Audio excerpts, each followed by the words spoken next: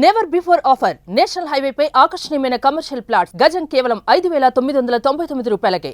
కూకట్పల్లి బాలిక సహస్ర హత్య కేసుకు సంబంధించి అయితే 3 రోజులుగా కూడా ఇన్వెస్టిగేషన్ సాగుతోంది. సో ఇక్కడ మనతోని కొంతమంది ఉన్నారు. అంటే ఫస్ట్ వాళ్ళ నాన్న వెళ్ళి చూసిన తర్వాత ఇక్కడ కింద నేబర్స్ ఉంటారు కదా, వాళ్ళు వెళ్ళి చూసారు అసలు ఏం జరిగింది అనేది. సో ఆ రోజు ఏం జరిగింది ఏంటి ఒకసారి వాళ్ళతో మాట్లాడే ప్రయత్నం చేద్దాం. హలో అండి. సో అసలు ఆ రోజు ఏం జరిగింది, మీరెప్పుడు వెళ్ళారు, మీకెప్పుడు తెలిసింది?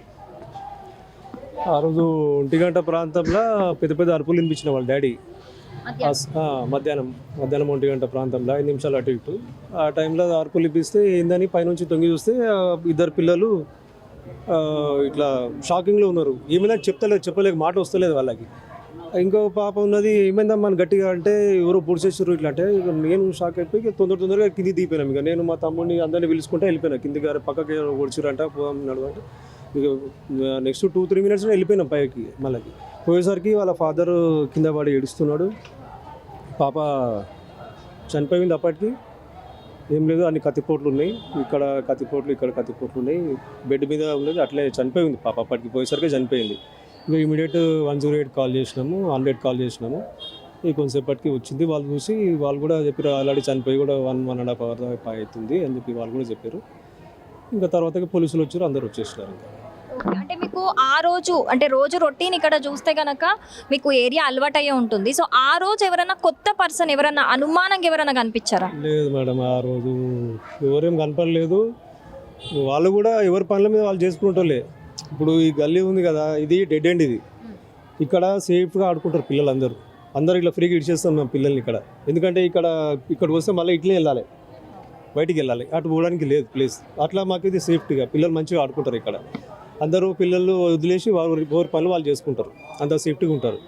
ఇక్కడ కొంతమంది గంజాయి బ్యాచ్ ఉంది, గంజాయి తిరుగుతారు అంటే అన్ని వాస్తవాలు ఫేక్ మాటలు, అన్ని తప్పుడు మాటలు అవి. సో ఇప్పుడు ఆ పాప ఆ కార్నర్లో పైన పెంట్ హౌస్లో వాళ్ళు ఉంటున్నారు కదా. సో ఒకవేళ ఏమైనా జరిగినా చిన్నగా ఏమైనా మనకి అరిచినా మనకు వినిపిస్తుంది. మరి అన్ని కత్తిపోట్లు అంటే చాలా అరిచి ఉంటుంది, ఏ అరుపు కూడా మీకు వినిపించలేదా? మాకు వినిపించలేదు. అయితే మా దాంట్లో ఉన్న ఒక పిల్లడు 10th క్లాస్ పిల్లగానికి డాడీ డాడీ డాడీ అని సౌండ్ వినిపించిందంట. ఆ పిల్లగాడు బయటకు వచ్చి తొంగి చూసి ఎవరు లేకపోయేసరికి మళ్ళీ లోపలికి అయిపోయాడంట. ఇక్కడే పక్కింట్లోనే ఉంటాడు ఆయనకు సౌండ్ వచ్చిందంట. ఆయన కూడా బయటకు వచ్చి చూస్తే ఎవరు కనిపించలేదు. తర్వాత ఆయన వెళ్ళిపోయాడు లోపలికి. తర్వాత 12 ఆయన వచ్చిన తర్వాత 1 గంట ప్రాంతాలనే సౌండ్ వచ్చింది, అందరం బయటకు వెళ్ళిపోయినాం ఇంకా అక్కడ చూడడానికి. అంతే, వినిపించలేదు, సౌండ్ ఏమి వినిపించలేదు. ఎందుకంటే నేను కూడా ఇంట్లోనే ఉన్నా కాబట్టి ఏమి వినిపించలేదు. సౌండ్ వినిపిస్తే ఖచ్చితంగా మేము ఈ ఇల్లు కదా, ఎక్కడైనా సౌండ్ వచ్చినా కానీ ఖచ్చితంగా బయటకు వస్తాము. మేము ఒకరికొకరు పలకరించుకుంటాం. మేము ఇక్కడ ఏదన్నా బయటకు వచ్చి మాట్లాడతాము. అది సౌండ్ ఏమి వినిపించలేదు అప్పుడైతే. ఇక్కడ చూస్తే ఏరియాలో సీసీటీవీ అనేది చాలా తక్కువ కనిపిస్తుంది, సరౌండింగ్స్ ఎక్కడ లేదు. బట్ ఇక్కడ కార్నర్ లో ఒక సీసీటీవీ కనిపిస్తుంది. సో అదేమైనా చెక్ చేశారా మీకు ఇది జరిగిన తర్వాత? మీకు తెలిసిన చెక్ చేస్తున్నారు, పోలీసు వాళ్ళు చూస్తున్నారు. వాళ్ళు అది చెక్ చేసి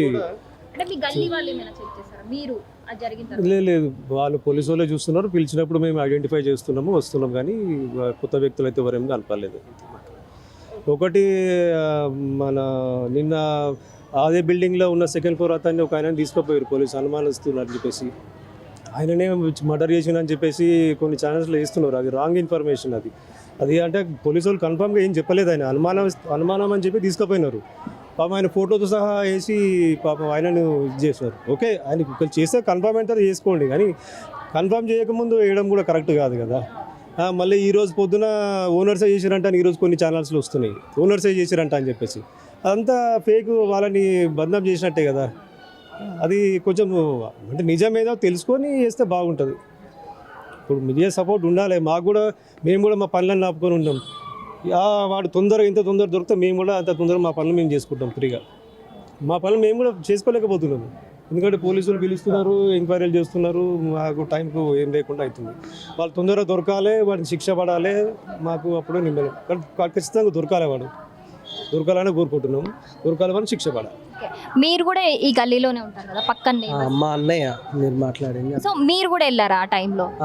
అయితే ఇన్సిడెంట్స్ జరిగిన టైంకి అరౌండ్ 1 o'clock ఆ టైంకి గట్టిగా ఏడుపు శబ్దం వినిపిస్తే ఏందబ్బా అని అక్కడికి వెళ్ళి చూసేసరికి పాప బెడ్ మీద అట్లనే పండుకొని ఉంది, అన్కాన్షియస్, చనిపోయింది అప్పటికే. మళ్ళీ తర్వాత ఇంకా వెంటనే మేము అంబులెన్స్కి కాల్ చేయడము, 100కి డయల్ చేయడము ఇవన్నీ జరిగినాయి. సో ఇప్పుడు సీసీటీవీ ఫుటేజ్ అన్నారు, అది పోలీస్ వాళ్ళు డీటెయిల్గా చూస్తున్నారు. ఐడెంటిఫికేషన్ కోసం మమ్మల్ని పిలుస్తున్నారు, ఏం జరిగింది, వీళ్ళెవరు అని. ఆ రోజు ఏమీ డెలివరీస్ కానీ అట్లేం మాకేం రాలేదు, మా ఇంటికి కానీ పక్కన కానీ ఇట్లా కొత్త వ్యక్తులు వచ్చినట్టు ఏం లేదు.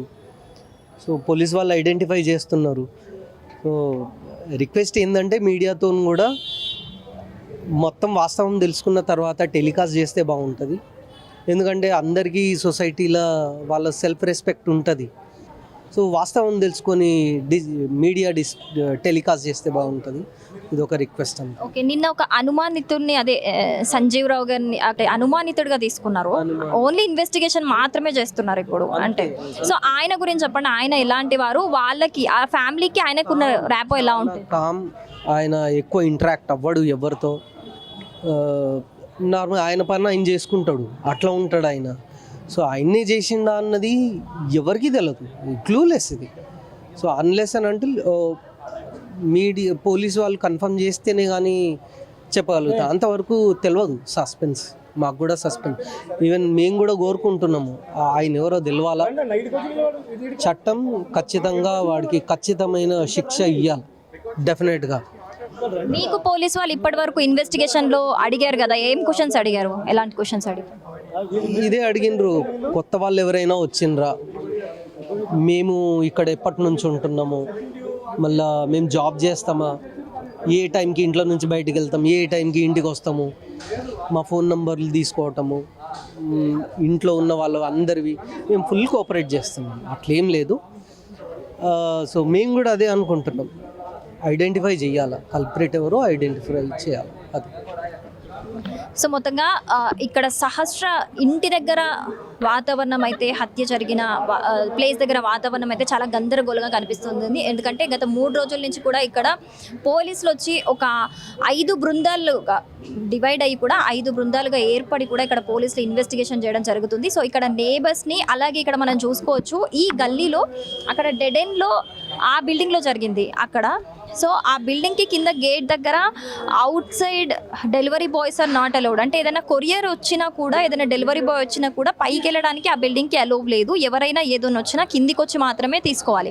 సో ఆ రోజు ఏవైనా కొత్త వ్యక్తులు ఎవరైనా అలా ఏదైనా డెలివరీ బాయ్ అని చెప్పేసి ఎవరైనా వచ్చారా అని చెప్పేసి కూడా ఆ కోణంలో కూడా పోలీసులు దర్యాప్తు చేస్తూ ఇక్కడ నేబర్స్ని కూడా ఇన్వెస్టిగేట్ చేస్తున్నారు. సో అక్కడ డెడ్ ఎండ్లో బిల్డింగ్ ఉంటే ఇక్కడ మనకి ఒక సీసీటీవీ ఫుటేజ్ అనేది ఇక్కడ ఒకటి కనిపిస్తుంది, బట్ ఇక్కడది వర్క్ అవ్వట్లేదు అని చెప్తున్నారు. సో ఆ లాస్ట్ బిల్డింగ్లో ఉన్న సీసీటీవీ ఫుటేజ్ అనేది మనకి ఇప్పుడు ఒక మెయిన్ ఎవిడెన్స్గా చెప్పుకోవచ్చు. అంటే ఇందులో ఏదైనా రికార్డ్ అయింది మనకి, దీనికి ఈ కేసుకి సంబంధించి యూజ్ అవుతుంది అని చెప్పేసి ఇందులో సీసీటీవీ ఫుటేజ్ కూడా తీసుకొని పోలీసులు ఇప్పటికే ఎంక్వైరీ చేస్తున్నారు. సో ఈ నేపథ్యంలోనే ఇక్కడ ఉన్న నేబర్స్ని కూడా అడిగి తెలుసుకుంటున్నారు. అంటే మీరు ఎక్కడ ఉంటారు, ఎన్ని ఇయర్స్ నుంచి ఉంటున్నారు, ఎవరు ఎలా ఉంటారు, ఎన్ని గంటలకు వెళ్ళారు, ఎన్ని గంటలకు వచ్చారు, ఇలాంటివన్నీ కూడా వీళ్ళ ఇక్కడ ఉన్న చుట్టుపక్కల వాళ్ళందరిని అడిగి కూడా పోలీసులు ఇన్వెస్టిగేషన్ చేస్తున్నారు. ఈ రోజు కూడా పొద్దునుంచి, ఈరోజు 3వ రోజు హత్య జరిగి ఈ రోజు కూడా పొద్దునుంచి కూడా ఎస్ఓటీ పోలీసులు వచ్చి మొత్తం కూడా అక్కడ ఇల్లు జరిగిన అంటే కింద ఏదైతే నేబర్స్ ఉన్నారో అది జరిగింది 3rd ఫ్లోర్ పెంట్ హౌస్లో. So 2nd floor and ground floor ఓనర్స్ని అందరినీ కూడా ఇన్వెస్టిగేట్ చేస్తున్నారు. సో ఈ చుట్టుపక్కల కొన్ని షాప్స్ ఉన్నాయి, అక్కడ కూడా ఎవరైనా అనుమానంగా కొత్త వాళ్ళు ఏమైనా కనిపించారా అని చెప్పేసి ఇన్వెస్టిగేట్ చేస్తున్నారు. సో ఇక్కడైతే ఏదైతే హత్య జరిగిందో అక్కడ మొత్తం అయితే వాతావరణం చాలా గందరగోళంగా కనిపిస్తుంది ఈరోజు 3వ రోజు అయితే. సో మొత్తంగా అయితే ఈ కేసుకి సంబంధించి అయితే ఇప్పటి వరకు ఎలాంటి అంటే ఎవరు జస్ట్ అనుమానితులు మాత్రమే ఉన్నారో తప్పితే ఎవరు వీళ్ళు అంటే ఎవరు చేశారు, ఏంటి, ఎందుకు చేశారు, అంత కిరాతకంగా ఎందుకు చంపారు అనే దానికైతే నిజంగా అందరూ క్లూలెస్గానే ఉన్నారు. సో మొత్తంగా అది ఇక్కడ 3వ రోజు పరిస్థితి అయితే. కెమెరామెన్ నగేష్తోని శిరీష, సుమన్ టీవీ. సుమన్ టీవీలో మీ పర్సనల్ అండ్ బిజినెస్ ప్రమోషన్స్ కోసం కింది నెంబర్కి కాంటాక్ట్ చేయండి. డ్రగ్స్, గంజాయి లాంటి చెడు వ్యసనాలకు దూరంగా ఉండండి. తాత్కాలిక ఆనందం కోసం జీవితాలని నాశనం చేసుకోవద్దు. డ్రగ్స్ విక్రయాలు, దందాలు నిర్వహిస్తే 1800599696 టోల్ ఫ్రీ నంబర్ కి కాల్ చేయండి. డ్రగ్స్, గంజాయిని నిర్మూలిద్దాం, భవిష్యత్తును కాపాడదాం.